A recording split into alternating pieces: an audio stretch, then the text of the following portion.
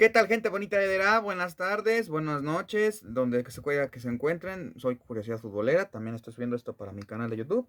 Y bueno, básicamente hago este video para hablar un poco de mi opinión respecto a las polémicas declaraciones que hizo el técnico de Zacapa, Adrián García Arias, paisano mío, que dirige en el fútbol guatemalteco, en la Liga Nacional de Guatemala, el conjunto de Zacapa. Y bueno, pues toda la reflexión que esto podía dejar, ¿no? Es muy polémico ya que prácticamente después de empatar a cero en casa, el equipo de Zacapa fue abucheado por su propia afición. Y muy molesto el técnico ante los micrófonos de Claro Sports fue y este técnico mexicano, Adrián García Arias, que está pues muy acostumbrado, bueno, tiene cierta trayectoria, ya dirigió a otros equipos en Guatemala, ya dirigió a Chuapa, ya dirigió al mismo Cobán, bueno, ya dirigió a otros equipos en Guatemala, y posterior al partido dio unas declaraciones que fueron muy polémicas y que se tomaron muy a mal, sobre todo por la afición de Zacapa, pero pues yo creo que tiene mucha razón. Y textualmente, como dijo el técnico, fue que él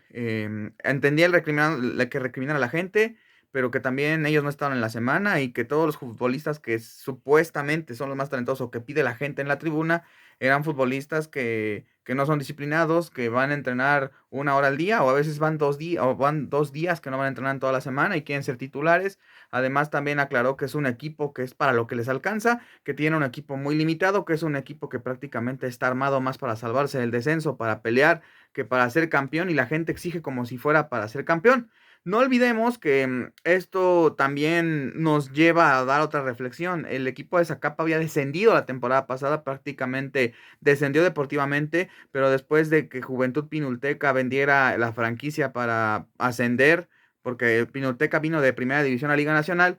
em, el equipo de Zacapa compró esa ficha, compró esa franquicia dentro de la Liga Nacional de Guatemala, y mudó todo el equipo a Zacapa, le cambiaron el nombre y ya está jugando de nuevo como Zacapa para eludir el descenso.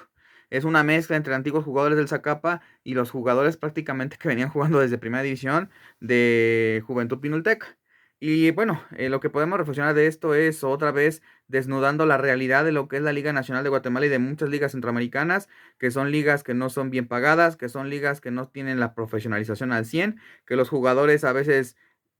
no son los profesionales que deberían de ser y las indisciplinas les gana. Y bueno, son casos que se han dado incluso hasta en México, ¿no? Como un equipo elude el descenso pagando dinero y no de manera deportiva. Y provoca esto, pues el equipo de Zacapa que tenía un montón de problemas atrás desde que descendió la temporada pasada, pues lo sigue demostrando, armando un equipo al vapor, con gente que no tiene experiencia en Liga Nacional de Guatemala y con gente pues prácticamente que está debutando en Primera División porque no tienen el plantel suficiente para poder costearse, pues ser uno de los equipos que pelee por el título en la Liga Nacional de Guatemala. Eh, y creo que por esa justa razón es lo que origina esto, ¿no? Cuando los equipos o los dueños se gastan el dinero en tratar de llevar una franquicia donde no, pues obviamente se siguen arrastrando los mismos problemas. Acá en México sucedió, el Puebla eludió el descenso una vez cuando descendió en los noventas y el que ascendió fue la Unión de Curtidores, pagaron la franquicia, prácticamente mantuvieron el mismo plantel mezclado con el plantel que tenían anteriormente. ¿Y en qué conllevó? Terminó descendiendo el equipo 2 años después y no tuvo manera de eludir el descenso, se fueron a Liga de Ascenso otra vez. En el caso más reciente que pasó aquí en México fue cuando el Juárez compró la franquicia de Lobos WAP, que era un equipo que ya había descendido y que pagó para quedarse en primera división y eludir el descenso porque el que había ascendido era la Cafetería de Tapachula, y está pasando lo mismo. Y eso que Juárez tiene dinero, pero como es un proyecto fallido que tiene problema tras problema tras problema, que empezó muy mal, pues hasta la fecha el equipo de Juárez no puede levantar y siempre está peleando por pagar la multa porque recordemos que en la Liga MX no hay descenso.